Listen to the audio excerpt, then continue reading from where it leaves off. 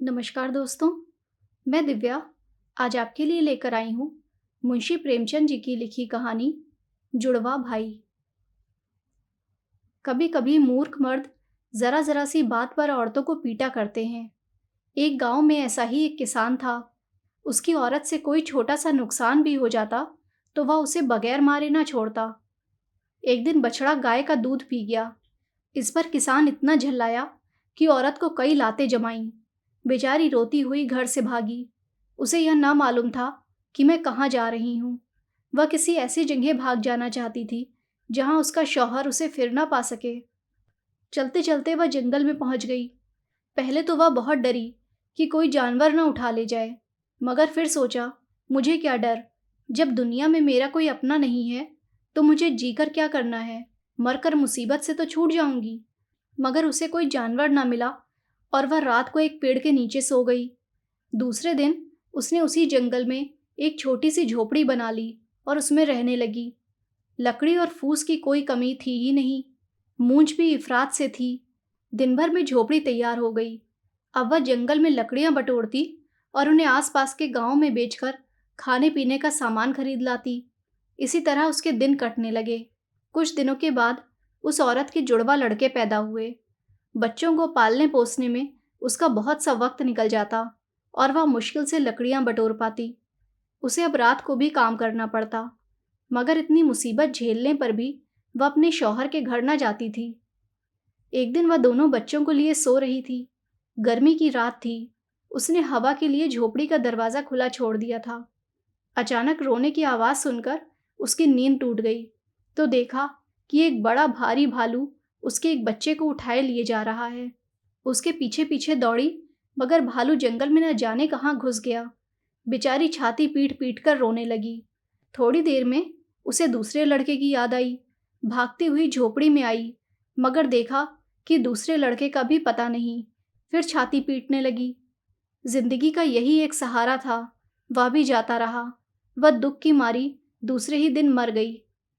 भालू उस बच्चे को ले जाकर अपनी मांद में घुस गया और उसे बच्चों के पास छोड़ दिया। बच्चे को हंसते खेलते देखकर भालू के बच्चे को न मालूम कैसे उस पर तरस आ गया। पशु भी कभी कभी बालकों पर दया करते हैं। यह लड़का भालू के बच्चों के साथ रहने लगा। उन्हीं के साथ खेलता, उन्हीं के साथ खाता और उन्हीं के साथ रहता। धीरे धीरे वह उन्हीं की तरह चलने फिरने लगा और उसकी सारी आदतें जानवरों की सी हो गईं। वह सूरत से आदमी मगर आदतों से भालू था और उन्हीं की बोली बोलता भी था। अब दूसरे लड़के का हाल सुनो। जब उसकी माँ उसके भाई की खोज में चली गई थी तो झोपड़ी में एक नई बात हो गई। एक राजा शिकार खेलने के लिए जंगल में आया था और अपने साथियों से अलग होकर भूखा प्यासा इधर उधर भटक रहा था। अचानक यह झोपड़ी देखी तो दरवाजे पर आकर पुकारने लगा कि जो कोई अंदर हो, मुझे थोड़ा सा पानी पिला दो, मैं बहुत प्यासा हूँ। मगर जब बच्चे के रोने के सिवा उसे कोई जवाब न मिला तो वह झोपड़ी में घुस आया। देखा कि एक बच्चा पड़ा रो रहा है और यहाँ कोई है नहीं। वह बाहर निकलकर चिल्लाने लगा कि यहाँ कौन रहता है, जल्दी आओ, तुम्हारा बच्चा अकेला रो रहा है। अब कई बार पुकारने पर भी कोई नहीं आया तो उसने समझा कि इस बच्चे की माँ को कोई जानवर उठा ले गया है। राजा के कोई लड़का न था। उसने बच्चे को गोद में उठा लिया और घर चला आया। 20 वर्ष बीत गए। किसान का अनाथ बच्चा राजा हो गया। वह बड़ा विद्वान और चतुर निकला। बहादुर भी ऐसा था कि इतनी ही उम्र में उसने अपने बहुत से दुश्मनों को हरा दिया। एक दिन नए राजा साहब शिकार खेलने गए, मगर कुछ हाथ न लगा। निराश होकर घर की ओर लौटे आ रहे थे कि इतने में उन्होंने देखा कि एक अद्भुत जानवर एक बड़े हिरन को कंधे पर लादे भागा जा रहा है। उसकी शक्ल बिल्कुल आदमी की सी थी। सिर, दाढ़ी, मूछ के बाल इतने बढ़ गए थे कि उसका मुंह करीब करीब बालों से ढक गया था। उसे देखकर राजा ने फौरन घोड़ा रोक लिया और उसे जिंदा पकड़ने की कोशिश करने लगे। वह जानवर हिरन को जमीन पर रखकर राजा की ओर दौड़ा। राजा साहब शिकार खेलने में चतुर थे। उन्होंने तलवार निकाली और दोनों में लड़ाई होने लगी। आखिर वह जानवर जख्मी हो गया।